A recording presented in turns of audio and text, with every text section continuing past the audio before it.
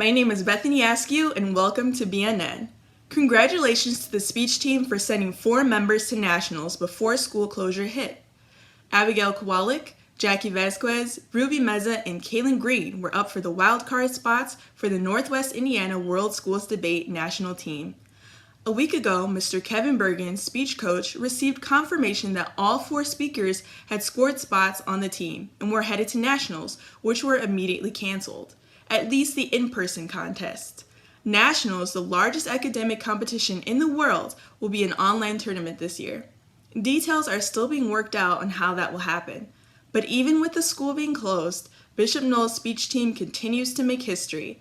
These young women will represent the first time a speaker in Speech Volume 2 will go to nationals. The Academic Super Bowl has also moved to an online tournament. Details on how that will be conducted will soon follow. The spring musical, Once Upon a Mattress, is still planning on having a production, but this year it will be moved to the summer. The theater department is still rehearsing via Zoom and continues to work hard in an effort to put on a musical for 2020. We'll talk to the members of the cast next week for an in-depth look at how Zoom rehearsals are going. The Student Council is also producing their own Good News segment. Here's this week's Student Council Good News moment featuring Felicity Miranda and Chris Valdez. This is our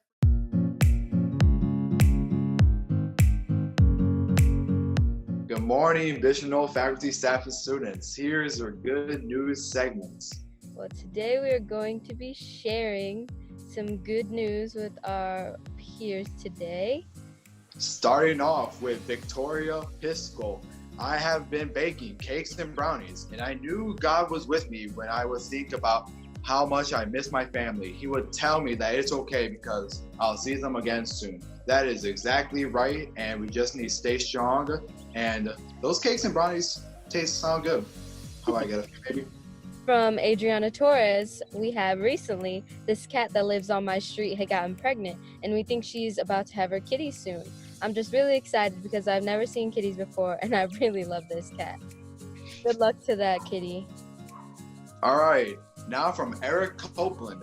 Over break, I've been really lonely, and so I've had the tendency of texting people to check up on them. Well, I encountered a student from Bishop Noll whose energy matched my energy, and we came to the realization that we have a lot in common. So every day during this quarantine, we text each other, make jokes with each other, and just vibe with each other. Without Johnson, I would have been left feeling lonely and extremely bored. Therefore, I believe during this quarantine, we all need at least one person to talk to every day to remind us that someone is always going to be on our side, especially when we're feeling lonely. Now from Hayden Kammer, his good news story is that he found diamonds in his Minecraft world. Good for you. I hope he makes a diamond sword. All right, now from Abigail Wachazik. A family friend of mine delivered an Easter basket full of candy and a plush bunny for me and my sister. It was a nice surprise because we didn't know they were coming, and it made my day. That's good for you. And by the way, everybody, have a great Easter when it comes. This one is from Adriana Alvarez. Her good news story is being able to spend time with their family, and she was able to eat dinner at the table every single night with them. Due to the coronavirus, this time in the house has given me more appreciation for my family and made me realize that I was blessed and that I shouldn't take this time for granted. I know exactly what you're talking about. It's crazy being able to see our family so consistently. Oh, yeah. All right, from the last one from Christopher Valdez. What a nice sounding name. I learned how to cook bacon. Well, good for you. I hope you make that bacon well. If you guys are curious on how you can send your good news also, listen to your emails by Mrs. Fredrickson and be sure to fill out the Google form that shows the good news and you'll have a chance to be on here. I'm Christopher Valdez. I'm Felicity Miranda. Leslie Munoz, and this is my God moment. Lately, I've been able to spend more time with my family, especially because of what is going on. It's been allowing us to take a break from our busy lives, to be able to spend more time together, whether it be by just watching TV, having more conversations, or even going outside. This is our first week of BNN's Quarantine Reviews, our newest segment that features members of the Bishop Noll community explaining their hobbies while stuck at home under quarantine. Today we will feature sophomore Abigail Watajek, class of 2018 alum Alejandra Perez, and me, Bethany Askew. Let's take a look.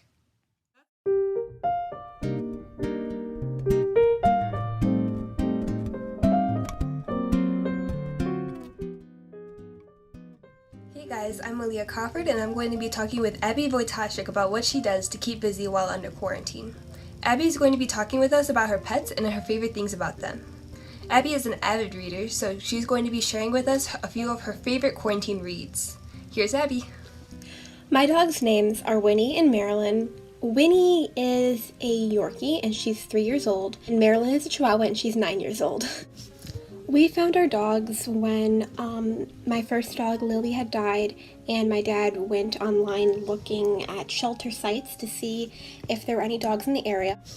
He found Winnie, and when we went to the house in Munster, that was the base location of Happy Tails Rescue, Marilyn was there as well, and so we fell in love with both of them, so we adopted them, and that's how we have them today.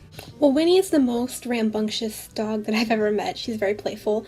Marilyn's a little bit more chill, but whenever we take them to my grandma's house, before when we could, my dad would say, "Are we going to Babcia's? We're going to Babcia's," because Babcia is Polish for grandma, and they would go nuts and they would spin in circles all over the living room.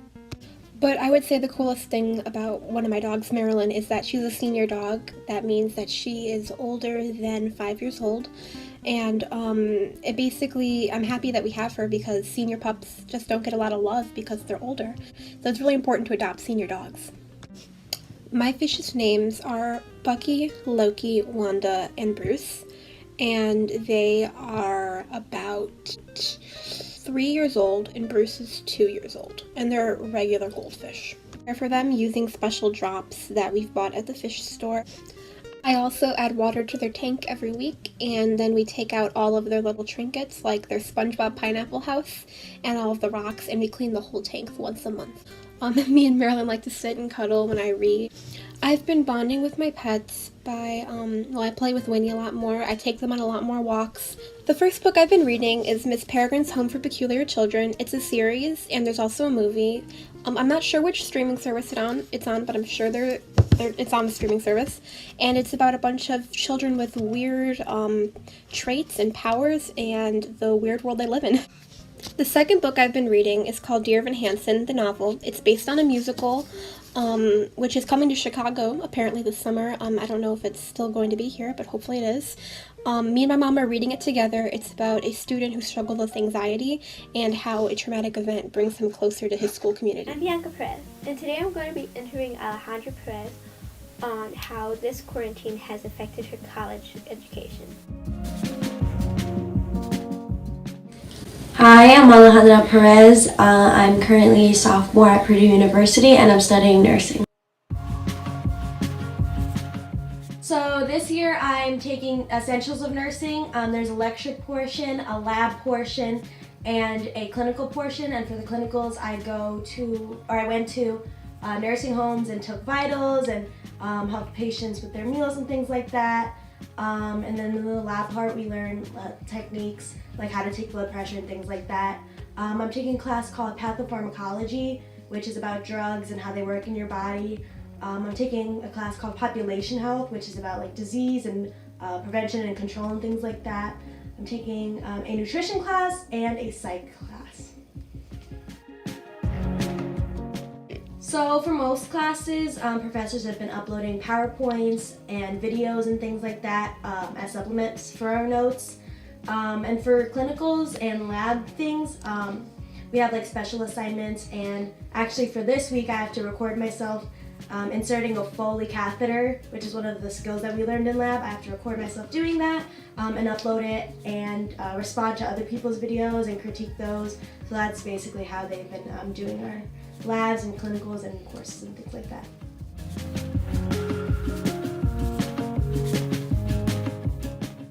Well, the first couple of weeks have been pretty easy.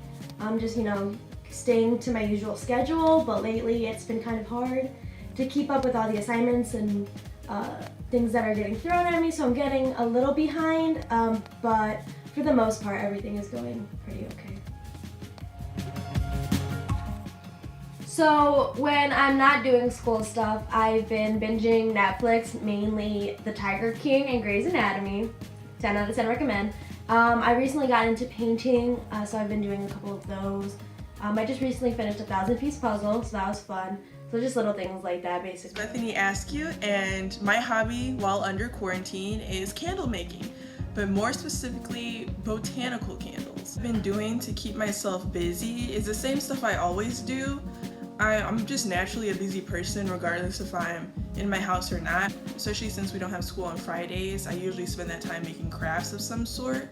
So what I enjoy most about my hobby of making candles is that I find it really calming. I find it really relaxing. I think that it's kind of a way for me to express myself creatively, and it helps me to just make really cool candles around my house. Like, they smell great and they look really cool. I've been making candles for about 5 months now. I started in early November, so I think next week makes 6 months. School-wise, I haven't really found the video chatting face-to-face in the Google Classroom thing any more difficult, or it's definitely not easier though. I'd probably say it's either the same as going to school, or it's maybe a little bit difficult at certain instances because I'm home all the time and it's a little bit difficult for me to sit in my seat here every morning for 30 minutes for depending on how many classes I have that day, and just sit there and pay attention. I feel like me having to self-discipline myself and stay on top of my work and make sure I'm on time, make sure I do what I need to do, it's just a little bit more difficult to maintain that same focus and that same routine that I would usually have for school because I don't have that anymore. So what I plan to do after quarantine, I don't have any plans after quarantine. I want to leave my house. I want to leave my house. I want to see people in stores not looking stressed or confused. I definitely want the freedom to be able to go out, period. I mean, go to a restaurant, to go to a store, to go to a friend's house. You know, I haven't seen them in quite some time. I just want to have that freedom again.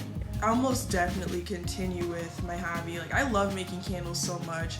I love all the hobbies that I do. I do a lot of stuff. I do a lot of old lady things, I'd say. I like to knit and craft and make stuff from scratch. I just love doing that so much. Like, recently I've picked up on learning how to make soap from scratch. Otherwise, I don't think I'll stop. I think if it comes to a point where I physically can't, or I've run out of materials forever, then I'll probably just continue making candles. I love it so much.